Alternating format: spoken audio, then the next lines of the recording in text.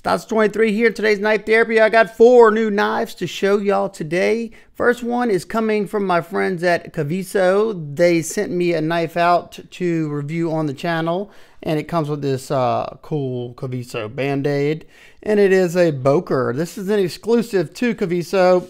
Comes with this nice padded case, and here is the knife. So what we have here is I think it's the Kaizen. It's got this like fish scales looking texture on there. It's got a nice feel to it. It's very nice and slim and sleek. Could fit in a like t-shirt pocket. Nice deep carry pocket clip. And the only thing that I'm kind of struggling with this knife is the opening method. You see this right here, that's what you use, that jimping right there, so you got to really get it caught on there, and it comes out, you know, pretty decent. It reminds me of a classy looking steak knife. The blade steel on this one is S35 VN. It's got a satin finish on it, and it's, like I said, very, very minimal. Good access to a lock bar. You know, fairly smooth. It's a very, very light blade, so it's not going to be super drop shutty or anything. Not something I have to have. But yeah, I'm still trying to get used to that flipping action because my finger wants to grab that corner right there, and that's kind of pokey. So you got to grab underneath it, and if I don't get it right, I don't get a good flip out of it. So maybe once I've opened and closed it enough, maybe I'll get used to it, because there's no other way to open the knife that I'm aware of. I would have much rather this portion right there be raised a little bit with that jimping, because then I could have just rolled it back, and that's what I keep wanting to do. This just feels like it's backwards. But like I said, I've only had the knife for a day, and I haven't really practiced with it too much, so maybe it'll come second nature once I use it a little bit more. So this one I'll be reviewing shortly. After I finish, y'all please let me know down in the comments which one of the 4 y'all would like to see a video on first. That helps me out a whole bunch. Alright, next up is a fixed blade that I got from one of my favorite retailers, and that is White Mountain Knives, and this is the Brisa Necker from Finland. I've eyeballed this knife so long, and I don't know why I never pulled the trigger, because I think it's like a $65 knife, and it's that perfect size range for me for an EDC fixed blade. I got the full flat grind version. You can get it in a Scandi grind and maybe a saber. I know it comes in a flat and a Scandi. I don't know about the saber. It's in 12C27, which is a good, especially for a small EDC fixed blade. That's a great steel. I mean, it's a more budget-friendly steel, but like I said, this is a $65 knife. You get a nice leather sheath and a really high-quality knife. The only thing that I don't like off the bat, but I mean, I can fix it, is they polished the blue jean micarta. I don't know if you can see that sheen to it. So it's not slippery because that sheen is pretty much the epoxy or whatever the material they used to bind the blue jeans with. It's grippy, but I much prefer like a worn finish on it, so you get that nice texture from the material itself. But yeah, overall at $65, unless it doesn't perform well, I think it's a great buy. I'm excited to start testing this one out, and man, it's a good fit. I wear a medium to large glove, and I got a perfect 4-finger grip on it. I'm not sure this area right here, which is always, you know, a problem area on knives where you got to get all the way up on. I'm kind of worried that that's going to be a little bit too sharp whenever I am, you know, doing harder cutting, but we shall see in the full testing and review of the Brisa Necker. Right, I got another one from White Mountain Knives, and this one is exclusive to White Mountain Knives, and that is the TOWSER K Mini.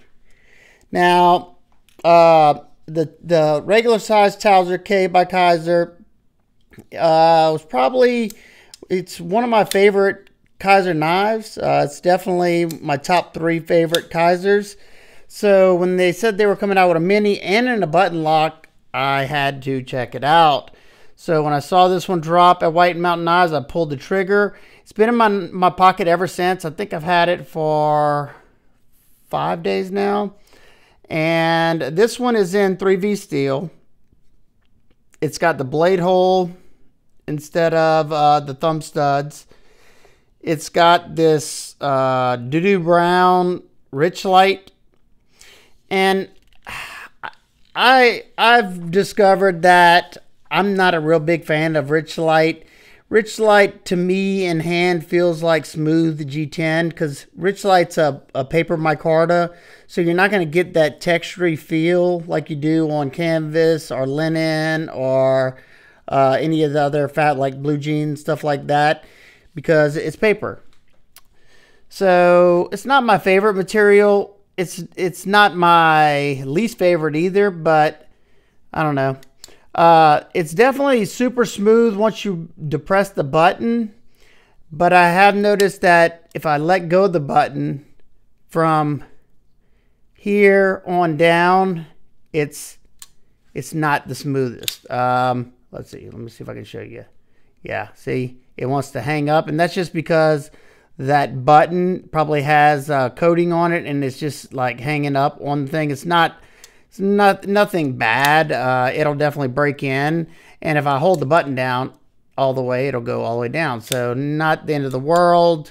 For some reason, the blade to handle ratio on this one just kind of really throws me off. It looks like the blade's so small compared to the handle. I mean, there is a decent bit left over. You can see you got pretty much after that that standoff, that could pretty much be gone. Not the end of the world either. I could always fix that if I wanted to. I could chop that off. But I think I'm going to leave it like it is. It's comfortable. The choke up's comfortable. It's got that same sliceability as the full-size TOWSER K. And yeah, I'm liking it a lot. And that is the new Civivi Banneret. Overall, I love the profile of the blade. I think it's very attractive. At first, when I saw that these were stainless steel bolsters, I was kind of turned off. But I have to admit, whenever I got this one out of box and disengaged that lock, and felt how ridiculously smooth this one is, how snappy the action is, a low profile flipper tab that has some nice fine jimping on it. Excellent action. Feels good so far in the hand. The jimping is actually, if you're a jimping person, this jimping is way better than the last one that I had with a blasted blade. It's actually grippy.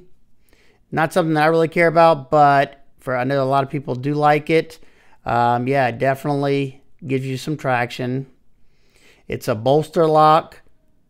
Stainless steel frame, G10 scales, deep carry pocket clip that is tip up left or right handed. You got some nice speed holes in there to reduce the weight on this knife.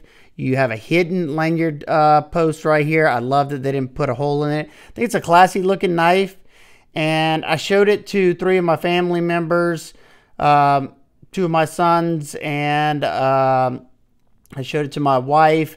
And they all thought it was a very attractive knife, and they all thought it was $100+ knife. So I don't know what these are coming in at, but I wouldn't be remiss if this was, you know, in the $80 to maybe $100, depending on, let's see, what steel is this one? Okay, it's in Nitro V, so they do a good job with the Nitro V. It's a great mid-tier steel, stainless.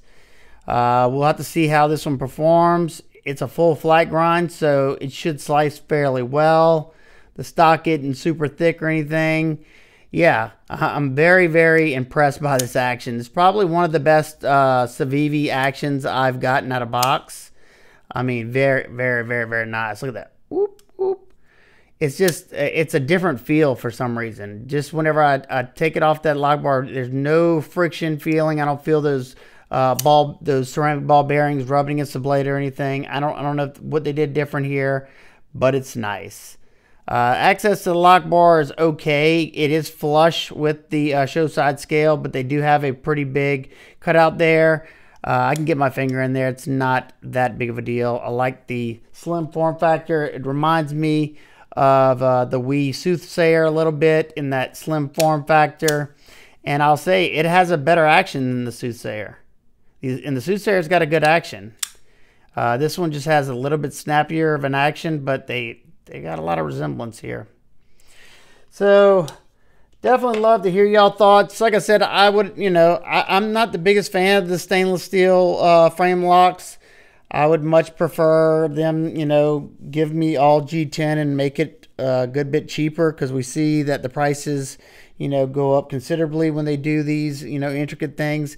I get it. They're trying to give you a knife that looks a lot more expensive than it is. And I think they did a good job of that. Like I said, I showed family members. I let them handle the knives. I gave them a few knives just to see what they think. And out of the knives that I gave them to look at, this was the cheapest knife, I'm pretty sure, because the other ones were in the $200 to $300 price range, and they thought that this was the most expensive knife in the pile. So I don't know, that's saying something. So there you go. Let me know which one of these y'all want to see a review on first. If you have any questions, comments, concerns, please leave them down below. I hope everybody's having an absolute amazing day. I will see y'all on the next one. Peace.